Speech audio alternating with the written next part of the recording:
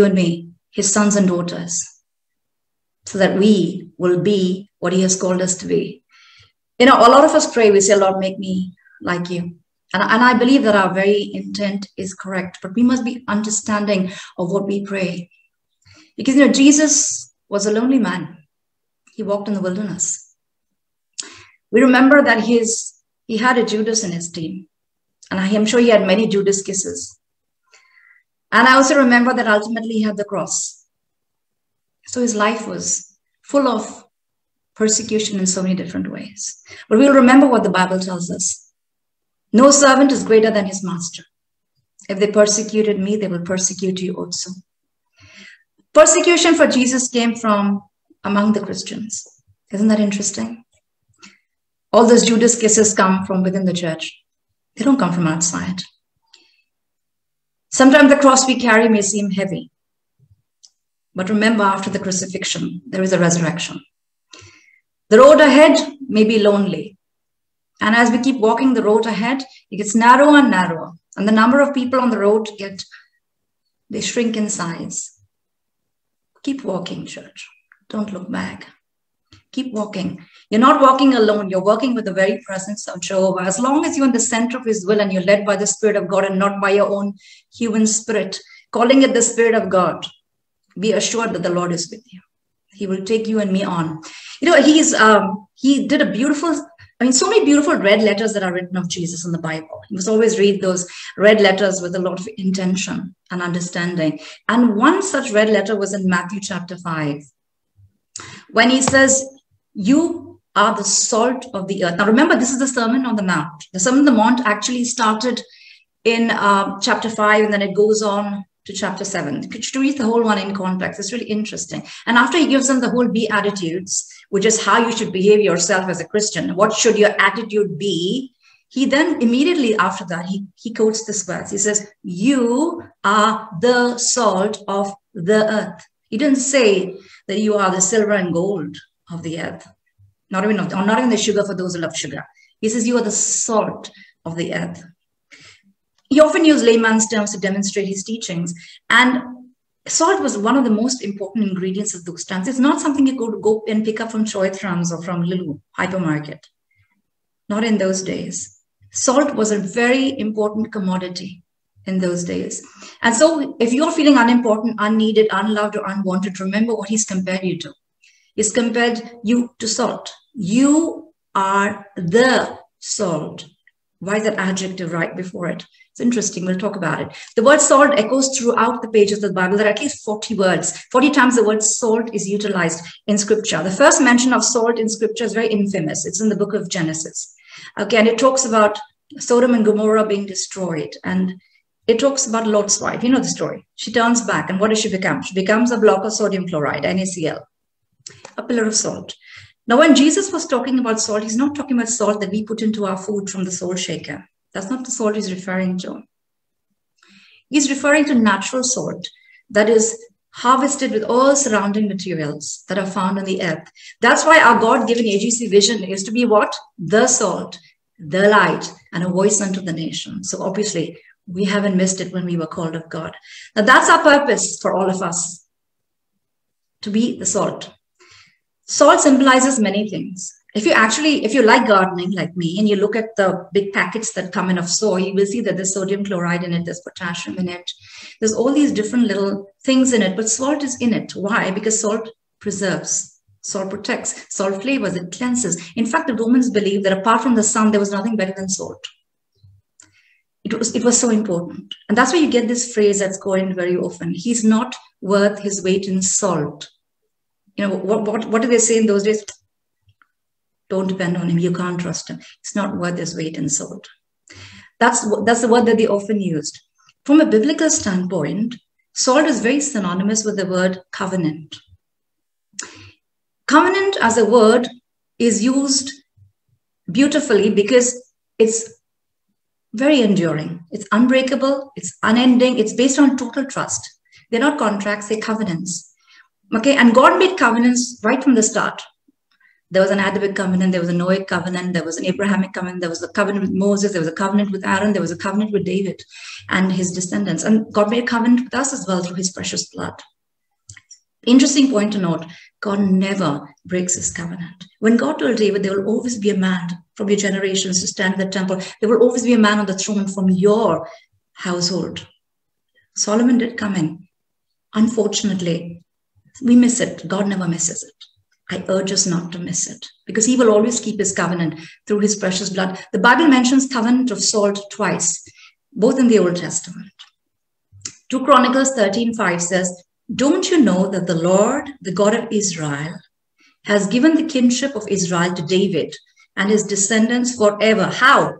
By a covenant of salt. Salt is a Hebrew word called bariath. And the Hebrew word for salt over here is called melach. Now, the second reference that is actually made to a covenant of salt is found in Numbers 18, verse 19.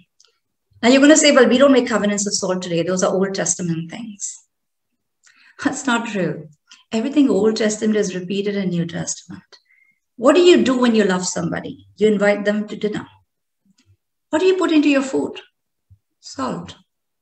You and I are anyway the salt. But we also sit around and share a meal with only people we love. What is the first thing you notice when people are actually not for you or working against you? They don't want to eat with you. They will avoid you. Why? Because you're eating together. It becomes a covenant of salt. And so people will start finding ways to keep away from you because they know that it's something that covenant has gone wrong with them. Right? That's the first thing you'll notice. What did Jesus do when he was talking about Judas betraying him? What did he do? He dipped the bread during the meal and he gave it to whom? To Judas. We also have covenants of salt, church, that we live by. We ought to live by. I hope that we won't miss it. For the sake of our future, for the sake of our generations to come. It also signified many things in the Old Testament. Elisha tossed salt. If you remember, in 2 Kings 2:20 and 21, he tossed salt to purify the waters. In the temple worship, tabernacle worship, salt was added to the incense that was expected every day to be offered to the Lord. And every time an offering was made to the Lord, Moses told the people of Israel, you ought to make sure that you offer your offering with salt for the Lord to accept it. That you'll find in Leviticus chapter 2, verse 13.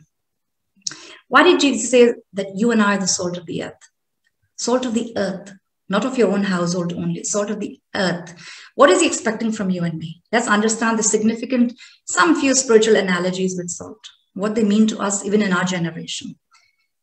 Remember that you and I were agents of preservation. Remember, salt always preserves. That in the days of old, they didn't have fridges, right? They didn't have ice factories. So how did they actually ensure that their meat was not spoiled? They rubbed it with salt. That's what they did. So even in terms of the mummification in Egypt, the mummification of Egypt was done, they also added salt. Yes, I've called you Secret Service agents. Why? Because you and I are Secret Service agents. We're not going to go and make a lot of noise and scream out there, but we sweetly, by the grace of God, get into every situation and we become agents of preservation. That's one of the things the Lord calls for us to do. In fact, from a medical standpoint, you see, if doctors want to ensure that certain organs are not actually decaying and dying, what do you think they inject? Salt. Even till today, they inject salt to prevent decay. What are you and I supposed to preserve? The earth. How are we going to preserve the earth? You're going to ask, well, yeah, good question. As long as we live in it, we're going to protect it and preserve it from decay, from corruption, from evil. See, marriages and our families are eroding everywhere because of a lack of love and understanding. Businesses and governments are eroding everywhere because of a lack of integrity and ethics. Society is full of murder, strife, evil. But as you and I, we're called to be the salt. We need to preserve the truth of God in every generation. Parents, I urge you, train up your child in the way he should go. At every generation, if we don't train them, the next generation will not be following Jesus. We don't know where they'll be. Focus on them. You know, my son Judah was introducing me to a song. We have kind of similar taste in music. Okay, so Judah and Benjamin are always introducing me to new songs. And actually, the funny thing is, most of the songs that they're introducing me to do it is actually my generation. It has nothing to do with this one. There's nothing great happening in this generation. In that generation of music, and way before I was born in my mom and dad's generation, the music was the best, the richest and the best, and the voices were the most fabulous. Now, he was introducing me to a very old song by Bob Dylan called Got to Serve Somebody. Okay. And in the song, Bob Dylan is talking about all kinds of people that we're going to meet in our lives and our professions. But the bottom line for every person, no matter who they are or what they are, you're always serving somebody. The question the song asks you is, who? Are you serving the devil? Or are you serving God? Or yourself? Let's ask ourselves that question. See, I believe that the Lord settles us into a place because he wants us to be the salt in that place. Ezekiel 20, I was reading that over the last week. Ezekiel 20, verse 30 and 31. It's probably the saddest, one of the saddest scriptures in the Bible. It's because of what the Lord says. And I think that it's sad because he says he sought for a man that he could find to stand in the gap, but he found none. He says, and I sought for a man among them that should make up the hedge and stand in the gap before me for the land, for where the land, where are you living in this land? That I should not what? Destroy it. What happened? I found none. I found nobody that could stand for me. So I destroyed the land. So remember, Abraham stood in the gap for Sodom and Gomorrah. Moses stood in the gap for Israel. Jonah didn't want to stand in the gap for Nineveh. And God told Ezekiel that he couldn't find a man to stand in the gap. God desires to show mercy to the lands we are in, to the places where he has put us. He didn't just send us here to work and earn some money and raise our kids. It's all wonderful. It's a byproduct of his blessings. My sons have grown in this land, and I'm very grateful to the Lord for placing us in this land for all these 24, nearly 25 years that we have been married. He has put us in this land. But the question is, are we willing to stand in the gap? Are we willing to stand for the sake of the land? Or the Lord may destroy it. What can you're going to say, what am I going to do? Come on, Arlene, I'm one person. What can I do? I'm one family. What can I do? I read a beautiful poem. It says, One Man Awake. It's written by Lawrence Tribble. It says, one man awake can awaken another. And the second can awaken the next door brother. And the third can awaken the town by turning the whole place upside down. And the many awake can make a big fuss that they finally awaken all the rest of us. One man up with passion in his heart can make everything multiply from the start. Look what God can do. God has no intent to destroy his people. He has no intent to destroy the land that he's put in it. He desires to bless the land that he has put us into because he wants us to be the salt. Because if you actually see what he says in the next verse, in chapter 18, verse 32, he says, For I take no pleasure in the death of anyone, declares the sovereign Lord. What does he say after that? Repent and live. This Leonard Ravenhill, that I've seen some of us wake up to in the last few days, he says something very beautiful. Reformist of his time, revivalist. I pray that we'll be very much like that. If the saints are the salt of the earth, he says, then the praying people are the salt of the church. Harry said something lovely. The church has given us an opportunity to come together and pray. Remember, if you're not building, you're breaking. There's no word called neutral in the Bible. God is not neutral. There's either heaven or hell. There's either white or black. There's either light or there's darkness. There's no in between, beloved of the Lord. Let's understand what we do when we do it. For you, those who come together for prayer, fabulous. Let's pray together. Let's build the house of the Lord and the kingdom of God together. That's what we're called to do with the salt, wherever God puts us. The problem is people are always looking to be salt somewhere else. God has not called us to do that. Right in our homes, we are the salt. What else are we? We're agents of seasoning. The word salary and the word salad aren't the only words that are derived from the Latin word sal. Salvation is also salvation, derived from the same word.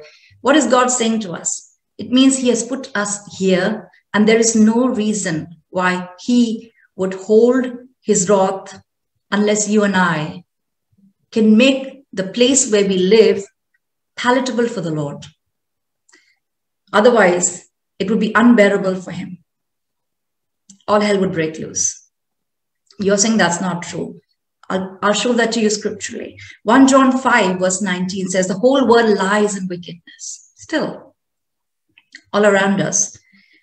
I remind you of a negotiation that took place in the book of Genesis chapter 18 between God and Abraham.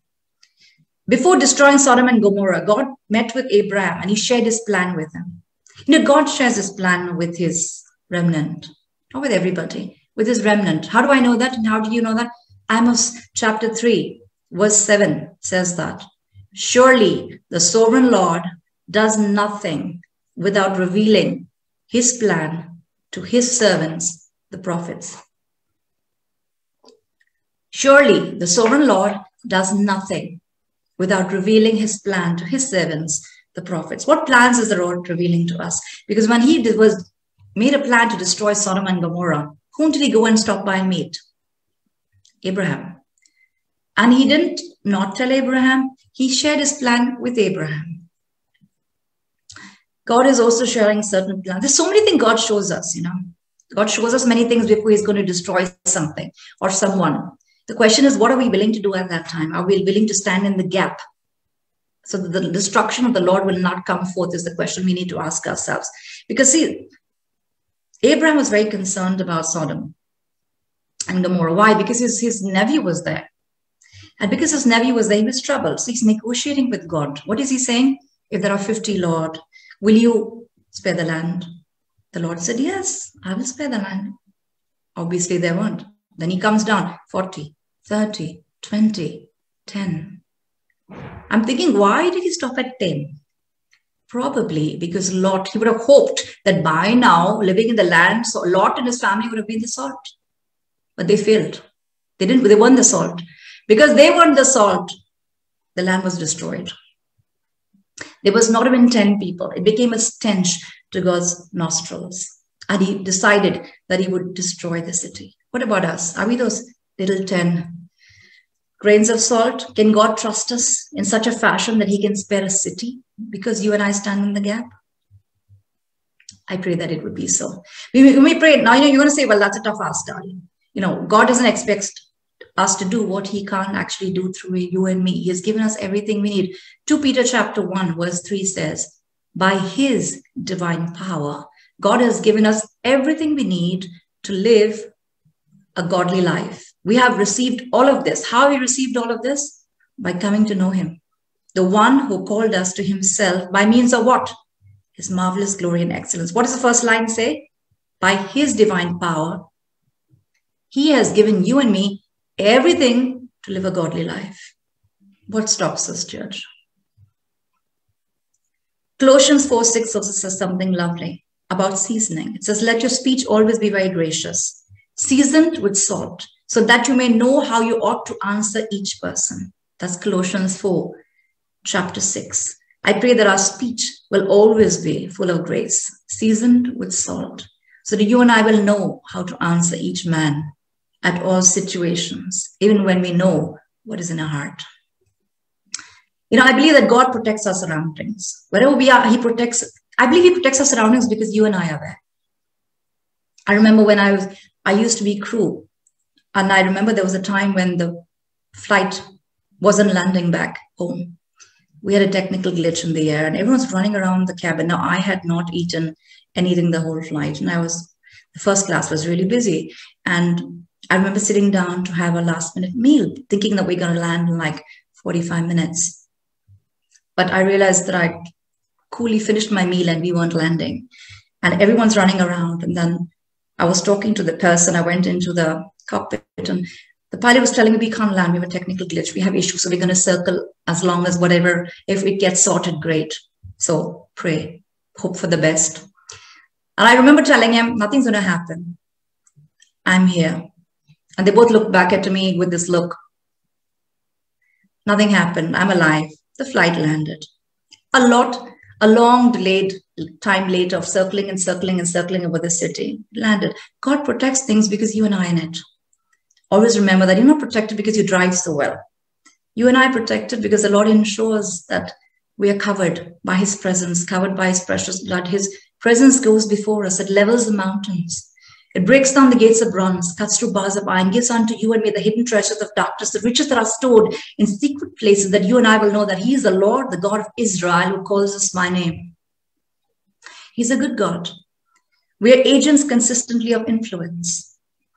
Jeremiah 15 verse 19 says, and this is the Lord speaking, and this is what he says, if you return to me, I will restore you.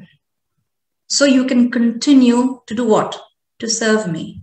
Again, he says, if you speak words that are worthy, you will be my spokesman. You are to influence them. They do not let them influence you. I repeat that. Initially, the Lord is telling his people, return to me. I will restore you. If you return to me, then only you will continually serve me. If you speak words that are worthy, then only will you be my spokesperson. I love what he says last. You must influence them.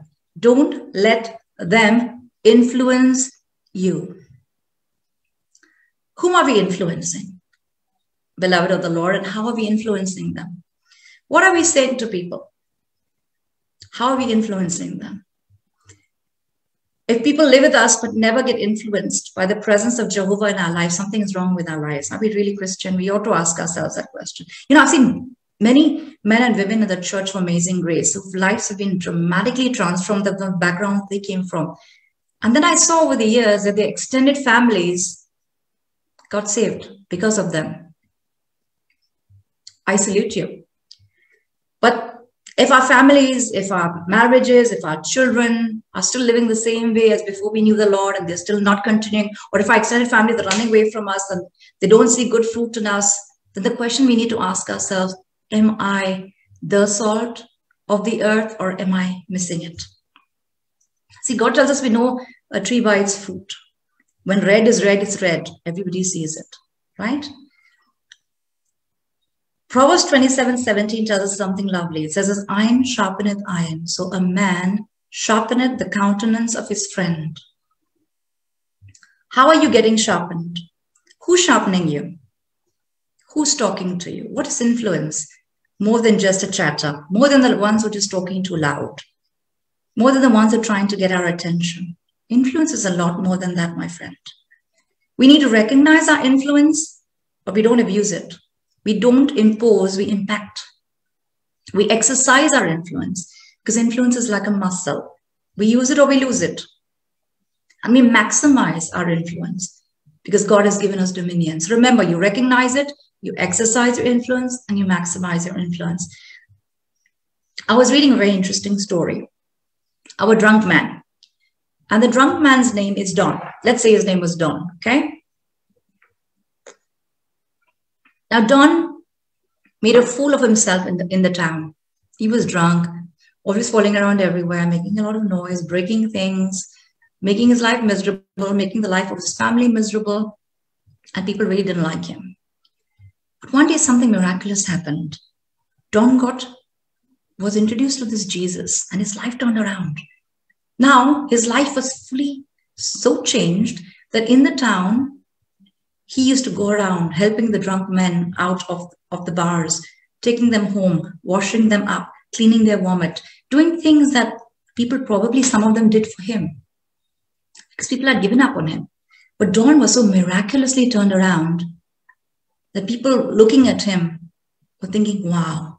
One day a drunk comes to the local church, and after the message is preached like I'm preaching right now, he goes up to the altar and he starts screaming really loud, Lord, make me like Don.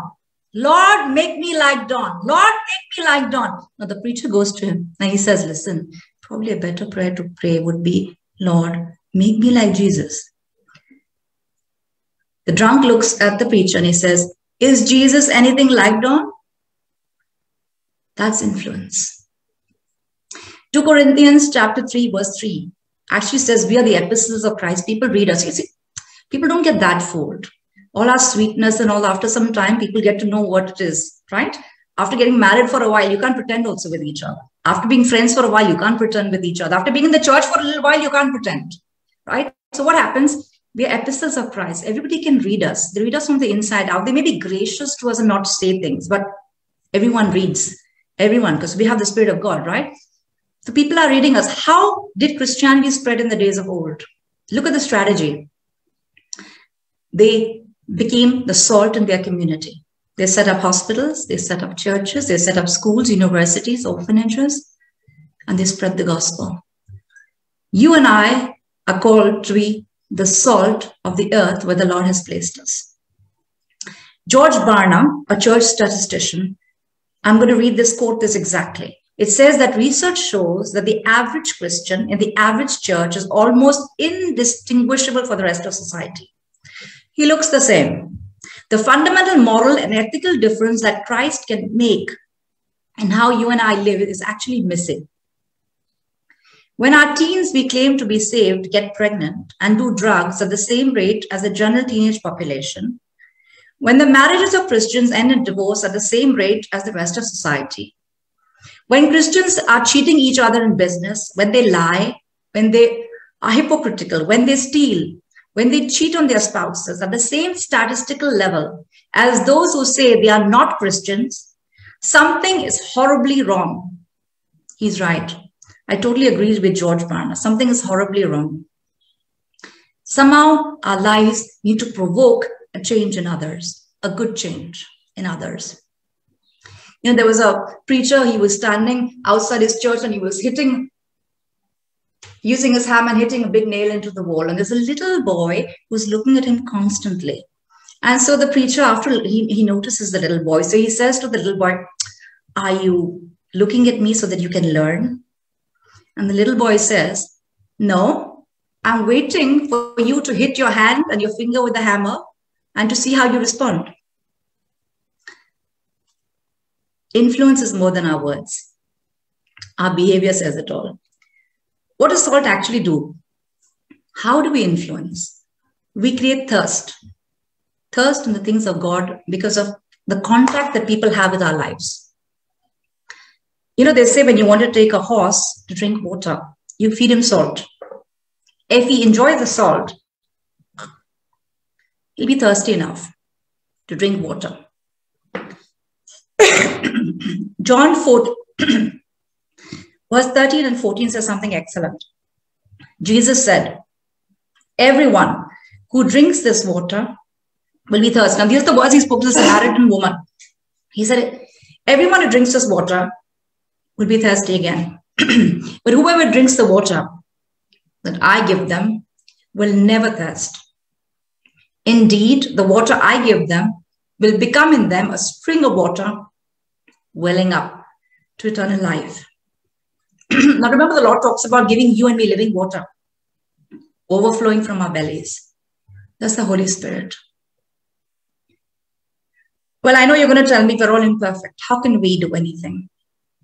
Remember, the salt the disciple talked about were harvested with all other minerals surrounding it. The trace elements gave the salt its uniqueness, its flavor. In the same way, God uses everything that you and I are naturally harvested minerals of our lives. Our backgrounds, our education, our behavior, our failings, our potential, our weaknesses, our wounds, our work. So then you're going to ask, you know, can we ever miss the mark? I think that's the biggest danger.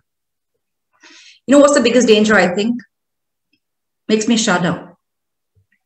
We can miss the mark and not know we're missing it. Let me explain. You'll say, once you're salt, you're always salt, right? Should be, yeah.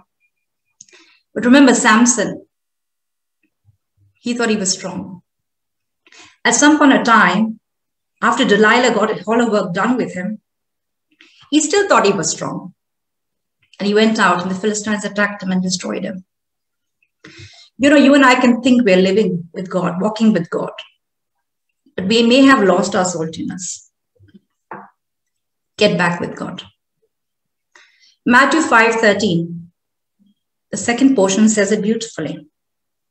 But if the salt loses its saltiness, how can it be made salty again?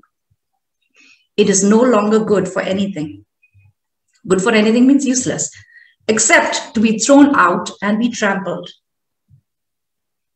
underfoot. That means salt can get contaminated. When mixed with things it shouldn't be mixed with.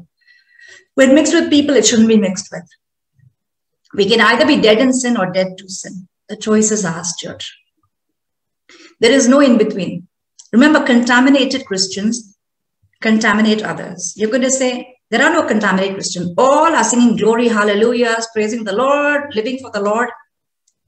I remind you that in the Garden of Eden, there was a serpent.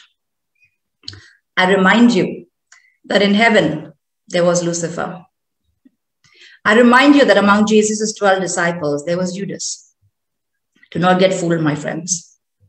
Be watchful. Watch and pray. Watch and pray. Watch and pray. If people are contaminated, they contaminate others. I'm sure no one in their natural understanding would like to be contaminated. But sometimes we're not operating under the influence of the Holy Spirit. We're operating in our own flesh. So unfortunately, we can fall. We can lose our saltiness. As long as our heart is beating, church, we still have hope. Turn back, honestly, to the Lord. When people are contaminated, what do? Paul warns us about this throughout the New Testament. Throughout the New Testament, he's warning us. See, if you look in the Old Testament, if someone messed up, the family of Korah, the ground opens and the whole lot of them and everyone goes into it. Finished. Descendants gone. There is no house of Korah left again. You look at the New Testament, what does Paul tell us?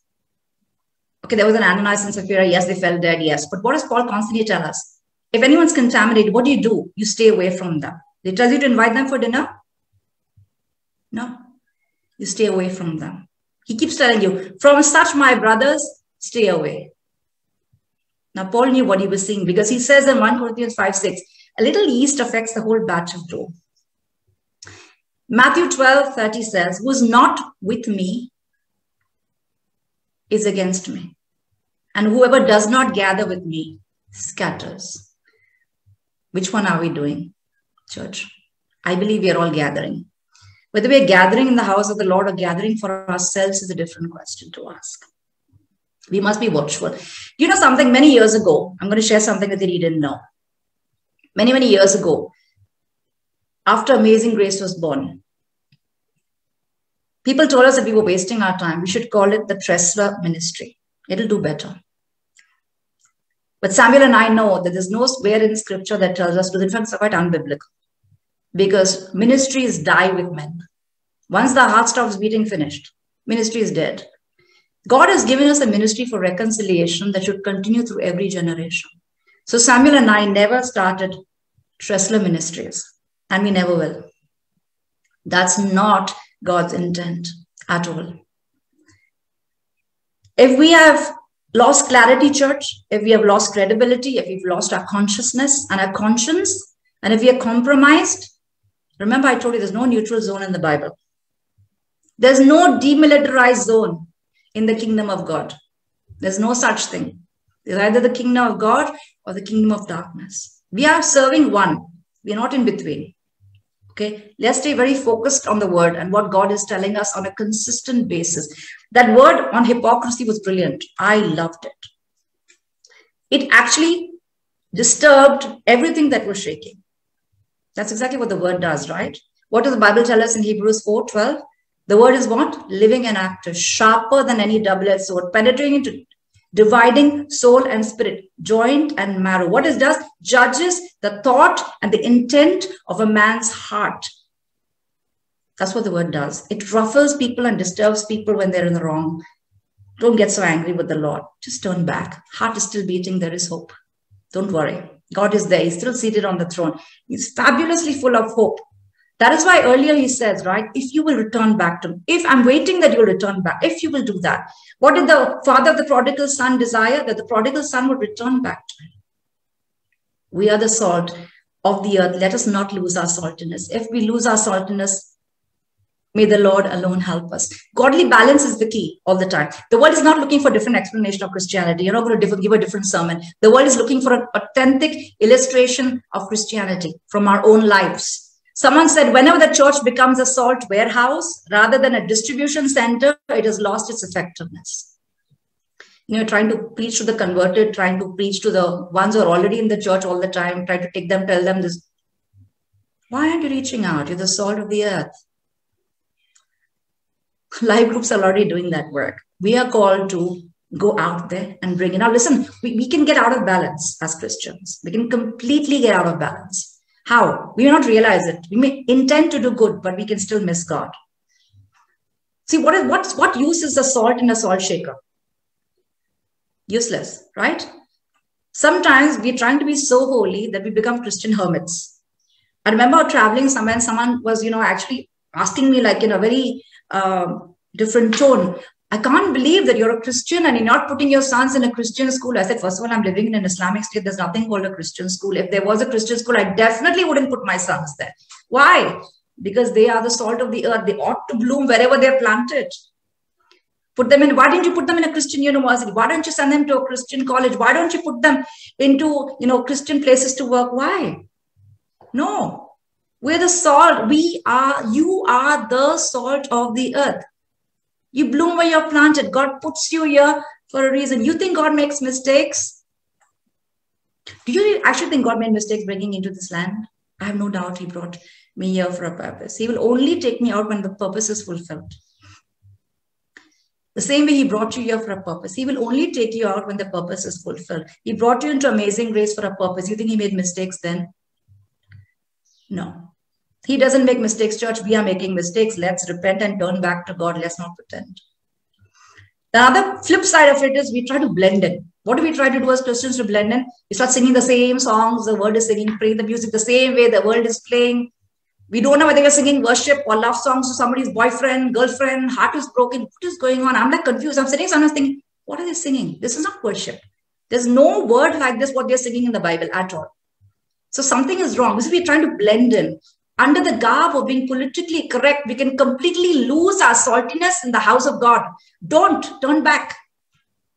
We can't fool God. We are not doing it. You think that Lucifer was living under the Lord's nose in heaven above and God was missing what he was planning? No, my friend, he was not missing it. He allowed it to happen. The same way, we can operate under many garbs of pretension. God doesn't get fooled. We can dress like the world and look like the world. Why do you want to look like the world? Why do you want to dress like the world? Why do you want to do what the world is doing? Why do you want to watch porn? Why do you want to do these things? What pleasure does it give you? You're just like everybody else. You don't know the Lord. You can't have compartments in our lives that, in compartment, half an hour is for God. Next compartment, half an hour, I'll do what I want. Third compartment, I'll do what I want. Fourth compartment, listen to rubbish music. Fifth compartment, No. All these compartments of our life are given to the Lord. That is why we sing, I surrender all. What is the meaning of I surrender all? That means I have no compartments of pretense in my life any longer. Anyway, God knows all of them. Right? We're not called to insulate or isolate ourselves at all. How can we remain salty? How can we grow in our saltiness, you'll ask? I mean, I'm there. How can I lose it? I told you little ways in which we can lose. See, there are so many different ways we can lose our saltiness. We become useless in the kingdom, but we think we're very good, very good. No. We can lose it, church. Let us be watchful. Let us work out our salvation with fear and trembling. Let us not fool ourselves, our God. Please, I urge you in the name of the Lord. Stay connected with Jesus. John 15:5 says, I'm the vine, V-I-N-E, not W-I-N-E. You are the branches. You need to stay connected with Jesus. Now you're going to tell me, I stay connected with Jesus. I have a secret closet. I don't need to join fasting and prayer. I'm like, oh, wow. Amazing. You're rewriting the Bible, is it? No. See, we say all these sweet, holy things, but they're not holy. They're unbiblical. Anything that goes against the ordinances of God are not from God. They're your own human intent. Please don't rewrite scripture. When Judah was small, Judah has to say certain things. And I said, yeah, where is it written in the Bible? And he says, this is the Bible according to Judah. So I said, there's no Bible according to Judah. There's only a Bible according to Christ. Follow it. I said, when he was small, when he was doing naughty things. Okay, stay connected. How else? How else will keep our saltiness? Stay connected with other faithful Christians. I said faithful Christians. I told you earlier, Lucifer was in heaven. Judas was among the 12. Let the Holy Spirit lead us. In the Greek language, the you in you are the salt of the earth is plural. Why? Because we must surround ourselves with other people to be encouraged and equipped and built up and challenged on a daily basis. I need that. Why do I come to church every day? Why am I attending prayer and fasting? Why is the house of Tesla fasting every day? Why? We need God. We need revival. We can't pretend. If you're not growing, you're dying. That's what is happening. If we lose track with God and the church, that why is the cross a cross, horizontal and vertical? Why is it horizontal and vertical? Because there's a relationship with God that has to be good and a relationship with people that has to be good. We can't pretend. See how God made it. He knows exactly how this works.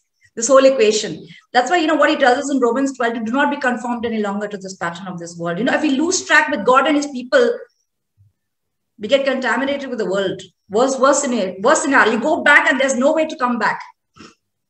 Because Christ is already crucified once and for all. We can't go back. Jesus said there will be 3 distinguishing marks of those who call themselves his disciples. There are only 3 simple ones. They're all incidentally in the book of John. That they would love each other. John 13, 34, 35. Please read it in your time. That they would bear the fruit of a changed life. John 15, 1 to 8. That they would live in unity with one another. John 17, 20 to 23. If these distinguishing marks are not amongst us as Christians in Amazing Grace, we may have lost our saltiness. Return back to God. It's good. It's good to do that. Mark also says it beautifully in Mark 9. Even Luke says it differently. Luke actually talks about you become as usual as being thrown out in a dunghill. And Mark says it very differently. Mark 9:50 says salt is good. But if it loses its saltiness, how can you make it salty again? Have salt among yourself and be at peace with each other. That's what Mark adds to that. He says how also. He said, have salt among yourselves and be at peace with each other.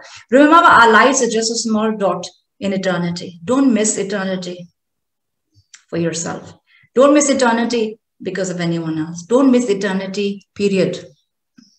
When you come to the crossroads of life, make your life count. And when you pick up your salt shaker and you're ready to have your meal, remember, you are the salt of the earth. Do not forget that. I pray that this word will keep resounding in your mind over and over and over again. You are the salt of the earth. We come to celebrate 20 years of Amazing Grace next month, in the month of March. It is definitely God's work because we can start well. We may not be able to continue and end well. I pray always, it's a prayer of my husband and myself and our sons, that we would not just start well and run well, but end well. On the journey of life, many will fall away. Many will get off the bus. That's fine. Many will get on the bus. They're welcome. Amazing Grace has revolving doors. You're welcome to come in. And as much as we love you, you're welcome to leave. We do not keep anyone forcibly. But God's work continues. God's cleaning his bride. He's building his church. And the gates of hell will never prevail against it. Be blessed. Amazing Grace, be blessed. Anyone who watches this word, remember that you are the salt of the earth.